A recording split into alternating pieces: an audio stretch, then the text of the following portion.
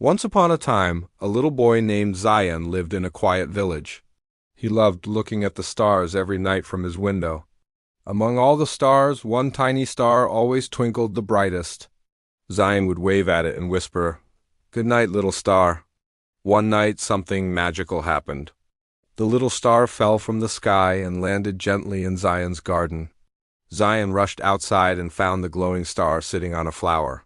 "Don't be scared," Zion said kindly. "I'll help you get back home." The star blinked happily. Zion built a small rocket using boxes and balloons. With the help of his imagination and love, the rocket lifted off with the star inside.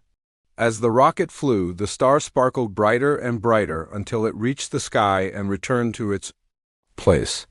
From that day on, the little star twinkled even more just for Zion. Every night, it blinked 3 times, one for hello, one for thank you, and one for friendship. Zion smiled and waved back.